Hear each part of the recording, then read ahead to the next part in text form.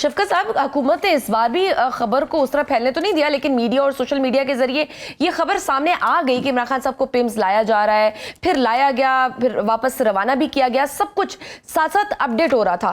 کیا وجہ ہے کہ آپ لوگ بھی پیمز نہیں پہنچے، نہ حکومت سے رابطہ کیا، خاموشی سے سب ہونے دیا؟ دیکھیں، پہلی بات تو یہ ہے کہ یہ گورنمنٹ کیوں چھپا رہی ہے، یہ کیوں اتنا چوری چوری سارا کچھ رات کے اندھیرے میں کرتے ہیں، اور یہ سمجھ سے باہر ہے. اگر وہ بیمار ہیں اور ان کو ہاسپٹل لایا جاتا ہے تو دن کے اجالے میں کیوں نہیں لایا جاتا؟ ویسے تو کہتے ہیں رات کو گیٹ بند ہو جاتے ہیں جیل کے اور کھلتے نہیں ہیں، اور ایمرجنسی والا میٹر نہیں ہے، ایک روٹین کا ان کا چیک اپ ہے جو ہر مہینے کے بعد ہونا ہے. تو کیوں نہیں اس کو دن کے ٹائم لایا جاتا؟ کیوں نہیں ان کی فیملی کو انفارم کیا جاتا؟ کیوں نہیں ان کے ڈاکٹرز کو وہاں پہ بلایا جاتا؟ اور کیوں نہیں وہاں پہ لایا جاتا جہاں پہ علاج ہونا ہے الشفا میں؟ نہ تو پیمز میں کوئی یہ ڈپارٹمنٹ ہے جو ان کی بیماری ہے، اور نہ اس سے متعلقہ ڈاکٹرز ہیں. جہاں تک بات رہے گی ہمارے وہاں پہ پہنچنے کی، تو ہمیں تو پتہ لگا رات 2 بجے جب وہ وہاں سے جا چکے تھے. ہمیں اگر انفارم کر دیا جاتا تو آپ کیا سمجھتی ہیں کہ ہم راستے میں نہ کھڑے ہوتے، اور کوئی نہ آتا تو ہمیں ایم پیز تو وہاں پہ کھڑے ہوتے. ہمیں تو اطلاعیں آتی جی آ رہے ہیں، ابھی محبم سے اطلاع ہے، اور جب ہم لوگ وہاں سے نکلے اور پیمز جانے لگے تو پتہ چلا جی وہ تو جیل میں واپس پہنچ گئے ہیں. تو قطعاً ایسی بات نہیں ہے کہ ہمیں لیکن انفارم کیا دیکھیں نا، گیا وہ تھا، اب ہمیں کوئی جیسے اطلاع اختیار صاحب تھی. یہ کہہ رہے ہیں کہ آپ کو اپنے ہاؤس کو بھی ان آرڈر کرنے کی ضرورت ہے. جو نام آپ لوگوں کی طرف سے آتے ہیں پھر آپ لوگ ان کو ملنے بھی نہیں دیتے. بیرسٹر گور کا انہوں نے نام لیا کہ ہم نے ان کو کہا کہ آپ بھی مل لیں، آپ لوگوں نے ہی انہیں ملنے نہیں دیا. نہیں، ایسی بات نہیں ہے، قطعاً بالکل ایسی بات نہیں ہے کہ ہماری جو ڈیمانڈ ہے، ہم یہ کہتے ہیں کہ ان کے پرسنل ڈاکٹر کو وہی خدا کے لیے رسائی دو. بیرسٹر گور صاحب یا میں یا کوئی اور تو ڈاکٹر نہیں ہے جنہوں نے چیک کرنا ہے. ان کے اپنے ڈاکٹر ان کو چیک کریں اور ان کو وہاں پہ لے جایا جائے الشفا میں جہاں پہ مرض کا علاج ہے. آپ پیمز میں لے کے آتے ہیں جہاں پہ تو کوئی عام مریض بھی نہیں جاتا، نہ تو وہاں کو آئی کا اتنا اچھا ڈپارٹمنٹ ہے، اور جتنی کریٹیکل ان کی بیماری ہے اس کے متعلق تو وہاں پہ کوئی ڈاکٹر نہیں ہے. تو یہ کیا کر رہے ہیں؟ کیوں اتنا کھلواڑ کر رہے ہیں خان صاحب کی صحت کے ساتھ؟ مجھے یہ بات بالکل نہیں سمجھ آتی. ایک بات میں ان کو بڑی کلیئر بتا دوں، اللہ کرے ان کی آنکھ ہمیشہ سلامت رہے، لیکن نہ تو وہ ڈر کے بھاگنے والے ہیں، نہ وہ ملک چھوڑ کے جائیں گے. ٹھیک ناظرین، وقت چھوٹی سی بریک کا، دیکھتے رہیے Suno round up. Welcome back to Suno round up. Ikhtiyar صاحب، گزشتہ دنوں اسپیکر ریاض صادق صاحب نے بھی یہی کہا کہ اگر ڈاکٹرز کہیں تو ایک ماہ کے لیے بھی عمران خان صاحب کو ہاسپٹل شفٹ کرنے کے لیے تیار ہیں. اب بیرسٹر گور صاحب نے بھی مطالبہ کیا کہ انہیں الشفا منتقل کیا جائے. کل کے پروسیجر کے بعد ڈاکٹرز نے کیا بتایا ہے؟ آنکھ میں کتنی بہتری ہے اور کیا شفٹ کرنے کی ضرورت موجود ہے؟ وہ ایگزیکٹو ڈائریکٹر پیمز جو ہے انہوں نے میرے خیال میں اپنی سٹیٹمنٹ جاری کر دی ہے، اور جو پہلے ان کی کنڈیشن تھی اس سے بہت زیادہ، کئی گنا زیادہ امپروومنٹ ہو چکی ہے، اور ان کا علاج جو ہے وہ جاری رہے گا. علاج میں کوئی شک نہیں ہے، علاج میں کوئی کمی نہیں ہے. جو جس ادارے سے، جن ڈاکٹر سے ان کا علاج کیا جا رہا ہے وہ میرے خیال میں ایشیا کا سب سے بہترین ادارہ ہے اور سب سے بہترین ڈاکٹرز ہیں. علاج میں کوئی مسئلہ نہیں ہے. مسئلہ ان کی اپنی پالیٹکس کا ہے، وہ کہیں ایک جگہ رک نہیں رہی ہے. ان کی پالیٹکس جو ہے وہ ہٹی بند ہو رہی ہے، وہ دکان جو ہے وہ دیوالیہ ہو رہی ہے.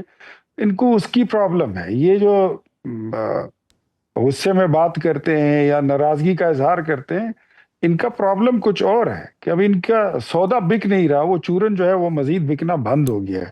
تو میرے خیال میں ابھی تو ان کے اور بڑے معاملات ہیں. ان کے اپوزیشن لیڈر کے ساتھ بڑے کھچ پچ چل رہی ہے، ان کے علامہ راجہ ناصر عباس کے ساتھ کھچ پچ چل رہی ہے، اپنی پارٹی 7-8 دھڑوں میں تقسیم ہے. یہ تو آپ جتنا اچھا کام کریں، آپ ان کی ملاقاتیں بھی کرا دیں گے، یہ میں نے آپ کو کہہ دیا. ہم ان کے ذاتی معالج اور ان کی فیملی کی یہ ساری ملاقاتیں بھی کرا دیں. اس کے بعد بھی انہوں نے، ان کے مطالبات کی لسٹ ختم نہیں ہوگی، ان کی تنقید کی جو لسٹ ہے وہ بھی بند نہیں ہوگی.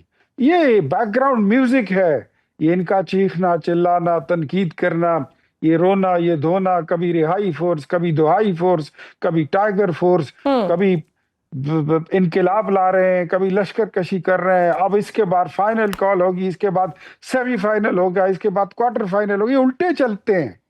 پہلے انہوں نے فائنل کال دے دی تھی، اب پھر اس کے بعد سیمی فائنل، اب یہ کوارٹر فائنل پہ پہنچے ہیں. بعد میں بھی یہ جائیں گے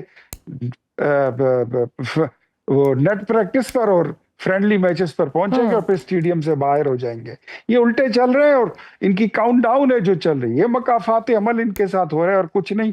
ये मस्जिद नबवी, अल्लाह माफ करे, मस्जिद नबवी में जहाँ खड़े होकर जिन्होंने गुस्ताखी की थी ना, ठीक, मतलब मुझे पता है वो कि शफकत साहब, पहुंचेगी। इख्तियार वली साहब तो कह रहे हैं कि ये तो बस एक बैकग्राउंड म्यूजिक है, इनकी आदत है चीखना चिल्लाना, शिकायत करना, ये शिकायत दूर कर देंगे तो एक और ले आएंगे, इट डजंट मैटर, उनको फर्क नहीं पड़ता। ये जो रिहाई फोर्स भी बन रही है या आप लोगों के एहतजाज भी हो रहे हैं, हुकूमत जब चाहती है जैसे चाहती है अपने तरीके से काम कर रही है और बड़ी कंफर्टेबली कर रही है। आप लोगों ने सलमान सफदर की रिपोर्ट के बाद से कल सुबह तक मुख्तलिफ धरने भी दिए, एहतजाज और आवाजें भी उठाई, मगर कोई फायदा ना हो सका और कल फिर हुकूमत बगैर बताए लाई भी और वापस भी ले गई इमरान खान साहब को। क्या वजह है कि आप लोग कोई मौसर, कोई प्रेशर बिल्ड नहीं कर पा रहे? देखिए, एहतजाज जो होता है वो जो रीजनेबल मुआशरे होते हैं और जहाँ पर आप एहतजाज करते हैं तो आप दिखाते हैं अगले बंदे को कि जी हमें ये एहतजाज कर रहे हैं और हम नाखुश, और ये अगले बंदे की फील करने पे होता है। लेकिन यहाँ पे बेहिस किस्म की हुक्मरान है, ना तो उन्हें कोई शर्म है ना हया है, और जब उनकी अपनी बारी आती थी तो ये रोने धोने वाली यहाँ पे बात हो रही थी।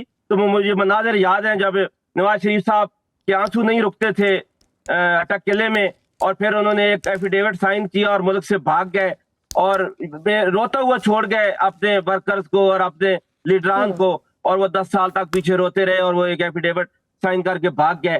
फिर एक दफा वो जेल में आए तो वो इमरान खान वजीर आजम था जिन्होंने एक बोर्ड डॉक्टर बना नियाज़ी, आपको मेरी आवाज आ रही है? जी जी बिल्कुल।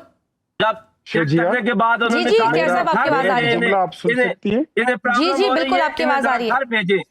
ठीक, लेकिन आपने नहीं बताया, प्रेशर आप भी डेवलप नहीं कर पा रहे। आप लोग के अपने इतने जाती इख्तिलाफात है, आपकी पार्टी में इतने ज्यादा प्रॉब्लम्स है। जी इख्तियार साहब आप कुछ कह रहे थे?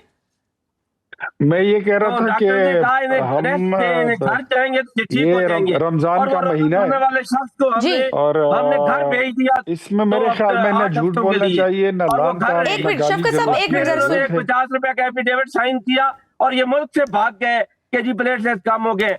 हमने हर किस्म की फैसिलिटी दी, लेकिन हम फिर भी नहीं। ठीक है, अच्छा इख्तियार साहब ओके, मैं आगे बढ़ाती हूँ, आपका पॉइंट आ गया, आपका पॉइंट आ गया है, शफकत साहब आपका पॉइंट आ गया। इख्तियार साहब आपको बात बता दूं जी, बात ऐसी है, मैं बात बताना चाहता हूं। मेरे ख्याल में रमजान में कम से कम टॉक शोज का जो पैटर्न है, वो ना आपको मेरी आवाज आ रही है? जी जी एक मिनट शफकत साहब, आपका पॉइंट आ गया। जी इख्तियार साहब, मेरे ख्याल में एटलीस्ट रमजान में जो है, हमने तो सुना था कि वो शैतान भी जकड़ लिए जाते हैं और लहजे भी बदल जाते हैं, अल्फाज का चुनाव भी जिम्मेदारी से किया जाता है। हम तो अल्हम्दुलिल्लाह रोज़े से हैं, न झूठ बोलने की ज़रूरत है न मुनाफिकत की ज़रूरत है। मेरे जो ऑनरेबल कोलीग हैं, ये रुकन असम्बली भी हैं, मैं इनसे दरख्वास्त करूंगा, ऐसे लग नहीं रहा कि ये पता नहीं रोज़ा इन्होंने रखा है नहीं रखा, अगर रखा है तो अच्छी बात है, लेकिन अगर रखा है तो फिर रोज़े में कम से कम अपने अल्फाज का और अपनी गुफ्तगू का अंदाज जो है वो कम से कम थोड़ा सा बदल लें।